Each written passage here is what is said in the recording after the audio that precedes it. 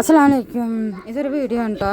ഇത് എന്നെ കാണാനായിട്ട് ഒരാൾ കൊല്ലത്തുനിന്ന് വന്നിട്ടുണ്ട്. അപ്പോൾ ആളുടെ വീഡിയോ ഇപ്പോൾ നമ്മളെല്ലാവരും കണ്ടിട്ടുണ്ടാവും, കുറേ പേരൊക്കെ. വന്നാലും ഞാനത് അത് രാവിലെ 4 മണിക്ക് വീട്ടിൽ നിന്ന് പുറപ്പെട്ടിട്ട് ഇവിടെ ഞാൻ കുറേ നേരം ഇപ്പോൾ വരും. അപ്പോൾ എന്നെ വിളിച്ചത് ആലുവയിൽ KSRTC സ്റ്റാൻഡിൽ വന്ന് നിന്നതിന് ശേഷം. അപ്പോൾ നേരത്തെ വിളിക്കുകയാണെങ്കിൽ അപ്പോൾ അതേ വണ്ടി എടുക്കണമൊക്കെ ബ്ലോക്ക്. ഇതിൻ്റെ ഇടയിൽ കൂടി ഞാൻ ഓട്ടോ വിളിച്ച് പോയിട്ടുണ്ടെങ്കിൽ എന്തായിരിക്കും അവിടെ 1 മണിക്കൂറായാലും എത്തൂല. നടന്നു വേണമെങ്കിൽ 10 മിനിറ്റ് കൊണ്ട് എത്ര സ്ഥലത്ത് ഈ ഓട്ടോ വിളിച്ചിട്ട് 30 രൂപ ഓട്ടോ. അപ്പം ഞാൻ ഓട്ടോ നോക്കിയിട്ട് ഓട്ടോയും കിട്ടില്ല. അപ്പം ഞാൻ വിചാരിച്ച് ഞാൻ എളുപ്പ വഴി കൂടി നടക്കുകയാണ്.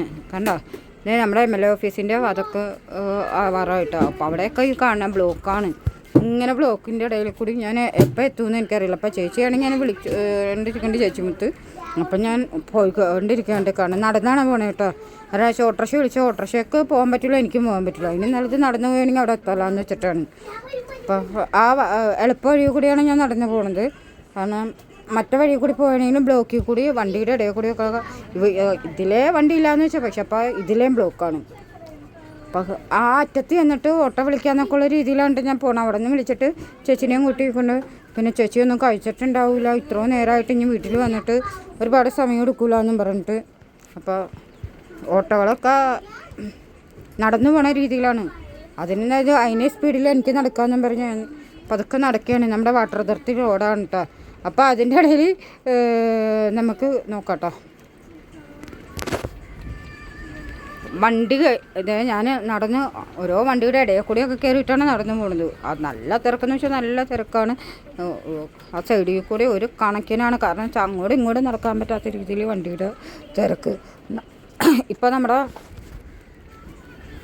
MLA ഓഫീസ് കഴിഞ്ഞു.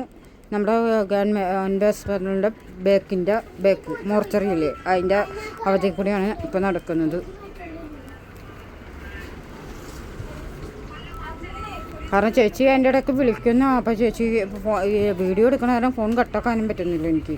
അപ്പോൾ അതുകൊണ്ട് ഞാനപ്പോൾ ഒരു പ്രാവശ്യം എടുത്തെടുത്തപ്പോൾ പറഞ്ഞ ചേച്ചി 10 മിനിറ്റുകൾ എത്തുമെന്ന് പറയുന്നുണ്ട്. അപ്പോൾ ആളെ നിങ്ങൾക്ക് എല്ലാവർക്കും മനസ്സിലായിട്ടുണ്ടാവുന്ന ചെന്ന്. അപ്പോൾ ആളെ ഞാൻ കാണിക്കുക അവിടെ ചെന്നിട്ട്. അപ്പോൾ ഇത് മോർച്ചറിയുടെ ഫ്രണ്ട് എത്തിയിട്ടോ നടന്നു. ഇവിടുന്ന് നമ്മുടെ വാട്ടർ അതോറിറ്റി, പിന്നെ ഞാൻ പറഞ്ഞിട്ടില്ല 6 കൊലപാതകം എന്ന സ്ഥലത്തിൻ്റെ ആ വീടിൻ്റെ അതിലേക്കൂടിയാണ് നമ്മൾ പോണത്. എളുപ്പ വഴി അതാണ്. വിജനമായ പ്രദേശം. അവിടെ തന്നെ വിജനമായെന്ന് പറഞ്ഞാൽ അവിടെ വലിയ CCTV, പിന്നെ വനിതാ സെല്ല്, ഒരുപാട്, പിന്നെ കാറ് പാർക്ക് ചെയ്യുന്നു, അങ്ങനെ ഒത്തിരി കാര്യങ്ങളൊക്കെ അവിടെ ഉള്ളതാണ്. അതുകൊണ്ട് പേടിക്കാനൊന്നുമില്ല. എപ്പോൾ വേണമെങ്കിലും നമുക്ക് പോകാനുള്ള സൗകര്യങ്ങളൊക്കെ ഉണ്ടാവും. അപ്പം നടന്നു ഞാൻ വിചാരിച്ച ആ അറ്റത്ത് ഓട്ടോറിക്ഷ സ്റ്റാൻഡാണ്. അവിടെ 6 കൊലപാതകം നടന്നതിൻ്റെ നേരെ ഫ്രണ്ടിൽ ഇപ്പോൾ ഓട്ടോ സ്റ്റാൻഡിലാണ്. ഓട്ടോ സ്റ്റാൻഡിൻ്റെ അവിടെ എത്തിയിട്ട് ഓട്ടോ കിട്ടുമെന്ന് വെച്ചിട്ട് നേരെ മോർച്ചറിയുടെ ഫ്രണ്ടാണ് എനിക്ക് വന്നത്. മോർച്ചറിയുടെ ഫ്രണ്ട് എത്തി. അവിടെ നിന്ന് നേരെ നോക്കുമ്പോൾ വാട്ടർ അതോറിറ്റിയാണ്. ഇതൊക്കെ ഞാൻ നേരത്തെ വീഡിയോ എടുത്തിട്ടുണ്ട്. കാരണം എളുപ്പ വഴിക്ക് നടക്കാനായിട്ട് പോകണമെന്നാണ് എനിക്ക് കാണുന്നത്. ഇപ്പോഴും വണ്ടിയുടെ ബ്ലോക്ക് നിന്നിട്ടില്ല. ഇതിൻ്റെ ഇടയിൽ കൂടി എന്തായാലും നമുക്ക് പോകാൻ പറ്റില്ല കേട്ടോ. ഒരു ഓട്ടോറിക്ഷ വിളിച്ചു. അപ്പോൾ അവിടെ ചെന്നിട്ട് ഓട്ടോ വിളിച്ചിട്ട് പോകാൻ അവിടെ നിന്ന് ഒരു 5 മിനിറ്റും കൂടി കഴിഞ്ഞിട്ടുണ്ടെങ്കിൽ നമുക്ക് റെയിൽവേ സ്റ്റേഷനിൽ എത്താം. ഞാൻ വിചാരിച്ചു ഇനി ഇവിടുന്ന് ഓട്ടോറിക്ഷ വിളിച്ചിട്ട് KSRTC സ്റ്റാൻഡ് എത്തി. അപ്പോൾ അതിന് നടക്കണതല്ല. ഇത് ഒരു ഓട്ടോ പോലും അവിടെയൊന്നുമില്ല. അതാരാണ് മാറ്റിയിട്ടേക്കണം ഓട്ടോ, അല്ലാണ്ട് ഒറ്റ ഓട്ടോ പോലും അവിടെ കാണുന്നില്ല. അപ്പോൾ ഞാൻ വിചാരിച്ചു ഇനി അവിടെ നടന്നു പോകാമെന്നും പറഞ്ഞ് നേരെ നമ്മുടെ പഴയ സ്റ്റാൻഡെന്ന് പറയും. ഇവിടെ പഴയ സ്റ്റാൻഡ് അറിയണവരാണെങ്കിൽ ആ വഴി നടക്കാനും ഉദ്ദേശിച്ച് നടന്നുകൊണ്ടിരിക്കുകയാണ്. ഇതിപ്പോൾ നമ്മുടെ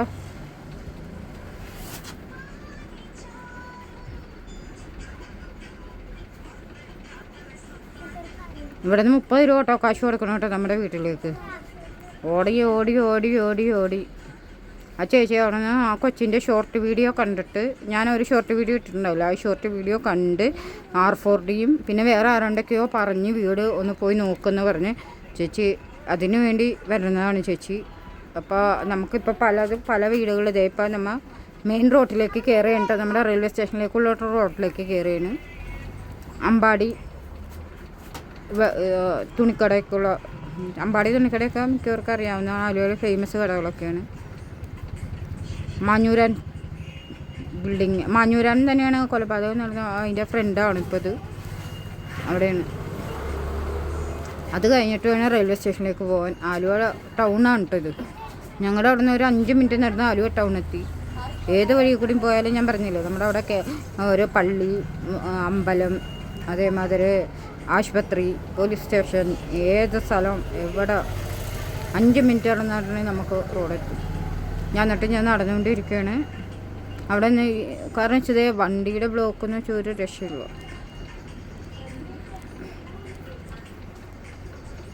അപ്പോൾ ചേച്ചി ആ കാര്യം അന്വേഷിച്ചിട്ട് ഇപ്പോൾ ഒരുപാട് നുണകൾ പറഞ്ഞിട്ട് ആൾക്കാർ പൈസ വാങ്ങണമൊക്കെ ഉണ്ടല്ലോ. അപ്പോൾ നേരിട്ട് വന്ന് ബോധ്യപ്പെട്ടാൽ നമുക്ക് അത്ര സമാധാനമാവില്ല. നമ്മുടെ നമ്മുടെ ഇവിടെ എത്തിയിട്ടാ റെയിൽവേ സ്റ്റേഷനിലേക്ക് പോകണ റോഡ് എത്താറായി. ഇവിടെ നേരെ താഴേക്കാണ് റെയിൽവേ സ്റ്റേഷൻ. കണ്ടോ, ഇതിപ്പോൾ നമ്മുടെ പഴയ സ്റ്റാൻഡ് എന്ന് പറയും. പുതിയ സ്റ്റാൻഡല്ല, പഴയ സ്റ്റാൻഡ്. പുതിയ സ്റ്റാൻഡ് വേറെയാണ്, നമ്മുടെ മെട്രോ സ്റ്റേഷൻ്റെ അടുത്താണ് പുതിയ സ്റ്റാൻഡ്. ഇത് പഴയ സ്റ്റാൻഡ് എന്നാണ് ആൾക്കാർ പറയുള്ളൂ. ഇത് റെയിൽവേ സ്റ്റേഷനിലേക്കുള്ള ഇവിടെ നിന്ന് നേരെ താഴേക്ക് ഇറങ്ങുന്നതാണ് റെയിൽവേ സ്റ്റേഷൻ റോഡ്. അവിടെ നിന്ന് ഒരു 2 മിനിറ്റ് നടന്നു കഴിഞ്ഞിട്ടാണ് KSRTC സ്റ്റാൻഡായി. ഇവിടെ നിന്ന് ഒരു 15 മിനിറ്റിൻ്റെ നടപ്പുണ്ട് നമ്മുടെ പുതിയ സ്റ്റാൻഡിലേക്ക്. അവിടെ പ്രൈവറ്റ് സ്റ്റാൻഡാണ്. ഇവിടെയായിരുന്നു ആദ്യം പ്രൈവറ്റ് സ്റ്റാൻഡ് ഉണ്ടായിരുന്നു. ഇവിടെ നിന്നാണ് അപ്പോൾ പഴയ സ്റ്റാൻഡ് എന്ന് പറയുന്നതാണ്. അതിന് ശേഷമാണ് ഇപ്പോൾ പ്രൈവറ്റ് സ്റ്റാൻഡ് അവിടെ വന്നത്. മെട്രോ സ്റ്റേഷൻ്റെ അടുത്താണ്. ഇവിടെ നിന്ന് നേരെ നമ്മുടെ റെയിൽവേ സ്റ്റേഷനിൽ എത്താറായി. റെയിൽവേ സ്റ്റേഷൻ്റെ താഴെയാണ് KSRTC സ്റ്റാൻഡ്.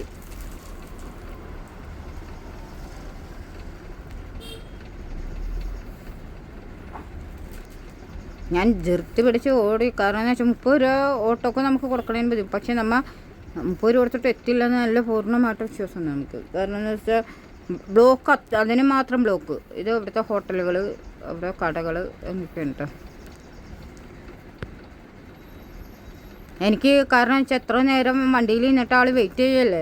പക്ഷേ അപ്പോൾ ഞാൻ അതിന് മുമ്പൊക്കെ വിളിച്ച് ചോദിക്കുന്നുണ്ട്, ചേച്ചി എത്താറായെന്ന് വെച്ച് പറഞ്ഞ് ഞാൻ തൃപ്പൂണിത്തുറയാണ്, കുറച്ച് സമയം കൊടുക്കും. അപ്പോൾ തൃപ്പൂണിത്തുറയൊക്കെ ആണെങ്കിൽ 1.5 മണിക്കൂറോ 2 മണിക്കൂർ എടുക്കാണ്ട് ആലുവ എത്തില്ല എന്ന് എനിക്കറിയാം. അപ്പോൾ അതുകൊണ്ട് ഞാൻ ആ ചേച്ചി വിളിച്ച് പറഞ്ഞില്ല, ഞാൻ ഇത്ര സമയത്ത് എത്തിയെന്ന് പറഞ്ഞിരുന്നെങ്കിൽ ഞാൻ വേഗം എത്തിയേനെ ഇപ്പോൾ. പക്ഷേ ആ ചേച്ചി പറഞ്ഞില്ലായിരുന്നു എൻ്റെ അടുത്ത്. ആ ചേച്ചി അവിടെ എത്തിയതിന് ശേഷമാണ് എന്നെ വിളിക്കുന്നത്. എത്തിയതിന് ശേഷം ഞാൻ ഓട്ടോറിക്ഷ നോക്കിയിട്ട് ബ്ലോക്ക്. അപ്പോഴാണ് ഞാൻ നടക്കാനായിട്ട് തീരുമാനിച്ചത്. നടപ്പല്ല, ഓടണ ആ രീതിയിലാണ് ഞാൻ. കാരണം എന്ന് വെച്ചാൽ അത്രയും ആളവിടെ വന്ന് വെയിറ്റ് ചെയ്യാനുള്ളത്. നമുക്കറിയാത്തൊരു സ്ഥലത്തേക്കല്ല വന്നേക്കണേ. പിന്നെ അവിടെ വെയിറ്റിംഗ് ഷെഡൊക്കെയാണ്. ഒത്തിരി നല്ല വലിയൊരു സ്റ്റാൻഡാണ് KSRTC. ഇപ്പോൾ പുതിയ സ്റ്റാൻഡാണ് ഇവിടെ നിൽക്കുന്നത്. പഴയ സ്റ്റാൻഡൊക്കെ ആകുമ്പോൾ കുറച്ച് ബുദ്ധിമുട്ടൊക്കെ ആയിരുന്നു ആൾക്കാർക്ക് നിൽക്കാൻ. ഇപ്പോഴെന്ന് വെച്ചാൽ അങ്ങനെയൊന്നുമില്ല. ഏത് നേരം പോലീസുകാരും അവിടെ ആർക്കും രാത്രിക്കും പകലിനൊക്കെ നല്ല സെക്യൂരിറ്റി ഉണ്ട്.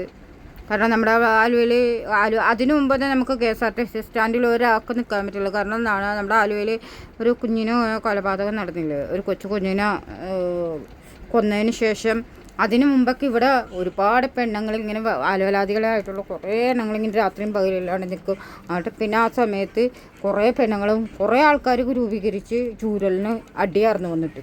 അതിനുശേഷം അങ്ങനെയുള്ള, കാരണം ആ സമയത്തൊന്നും നമുക്ക് ഇവിടെ രാത്രികളിൽ ഈ വഴി നടക്കാൻ പറ്റില്ല. അങ്ങനത്തെ കാരണം ചെയ്ത് പോയി കഴിഞ്ഞിട്ട് ആൾക്കാർ മെക്കിട്ട്. കാരണം ആരാണ് നല്ല രീതിയിൽ പെണ്ണുങ്ങൾ, അതാണ് ഇത്. അങ്ങനത്തെ ഒരവസ്ഥ ഉണ്ടായ ഒരു സമയമുണ്ട്. നമുക്ക് സ്റ്റാൻഡിലൊന്നും വന്ന് പകലും രാത്രി നിൽക്കാൻ പറ്റില്ല. കാരണം വെച്ചാൽ അതേ അവസ്ഥയായിരുന്നു സ്റ്റാൻഡിൽ.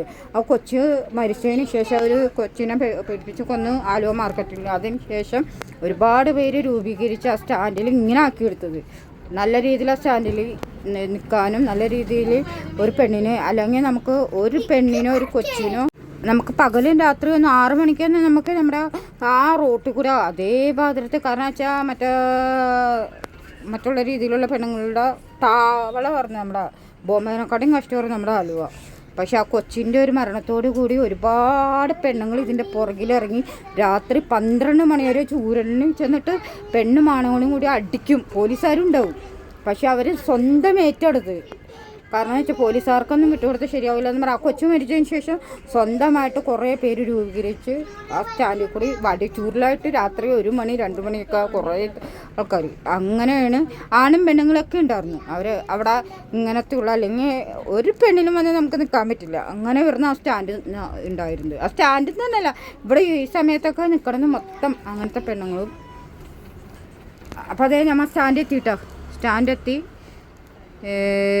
നമ്മുടെ ചങ്കിനെ നമുക്ക് കാണാം കേട്ടോ, സ്റ്റാൻഡിലെത്തിയിട്ട്. അപ്പോൾ അവിടെ നിൽപ്പുണ്ട് കേട്ടോ. എന്നെ കണ്ടു ആള്. അപ്പോൾ അതിന് ശേഷം ഓടി വരുന്നുണ്ട് കേട്ടോ. നോക്കൂ കേട്ടോ.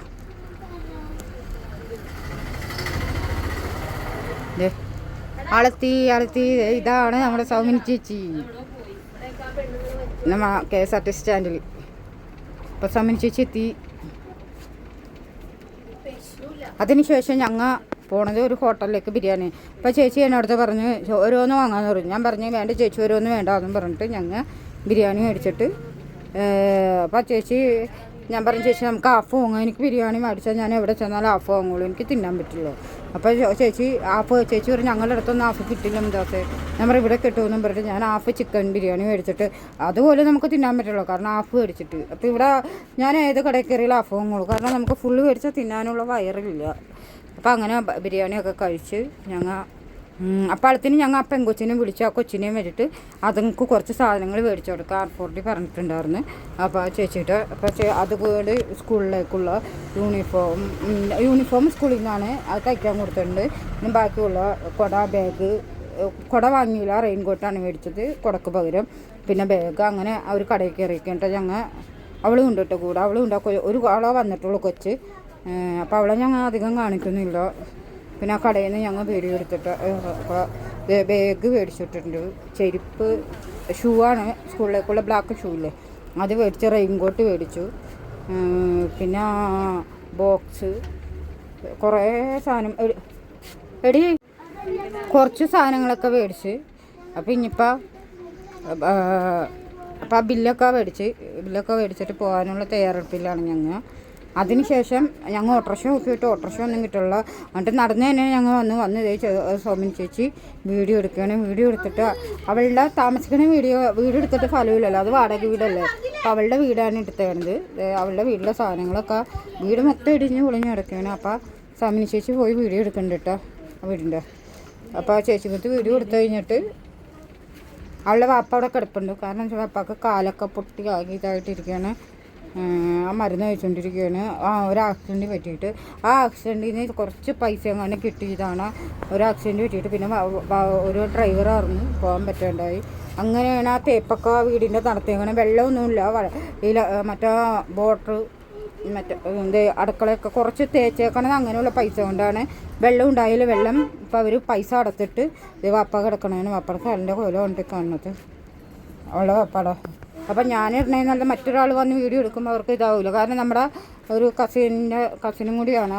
അപ്പോൾ അങ്ങനെ ആകുമ്പോൾ നമ്മൾ ഇടുമ്പോൾ വെറുതെ പൈസ കിട്ടാനാണ് അവരും കൂടി ഇതാണെന്നുള്ള പറയുള്ളൂ. ഇപ്പോൾ ഇതിപ്പോൾ നേരെ നമുക്ക് ഉറപ്പായില്ല. ഷൂ പിന്നെ സാധനങ്ങളൊക്കെ കാണിക്കുക കേട്ടോ. വീഡിയോ അവളുടെ വീടിൻ്റെ ബില്ലടക്കാണ്ട് 2 വർഷമൊക്കെ കൊണ്ടായിട്ട് മീറ്റർ ബോർഡ് പോലും വെക്കുന്നു. അതൊക്കെ ആ ചേച്ചി വീഡിയോ എടുത്തിട്ടുണ്ടായില്ല. ഞാനധികം കാണിക്കുന്നില്ല അതൊക്കെ. പിന്നെ അവർക്ക് മേടിച്ചു കൊടുത്ത സാധനങ്ങളാണ് ഇതൊക്കെ, ഷൂ, ചെരുപ്പ്, ബാഗ് അങ്ങനെ. പിന്നെ അതൊക്കെ കഴിഞ്ഞ് ചേച്ചി ഇവിടെ ഇരുന്നിട്ട് ഇതൊക്കെ കാണിക്കുന്നുണ്ട്, റെയിൻ കോട്ട്. അത് കഴിഞ്ഞ് ചേച്ചി കുറച്ച് നേരം 1 മണിക്കൂർ ലൈവ് ഇട്ട്. ഇത്രേ ഉള്ളൂ നമ്മുടെ വീഡിയോ. പിന്നെ ഈ വീഡിയോ ഇഷ്ടപ്പെട്ടാൽ ലൈക്ക് അടിക്കുക, സബ് ചെയ്യുക.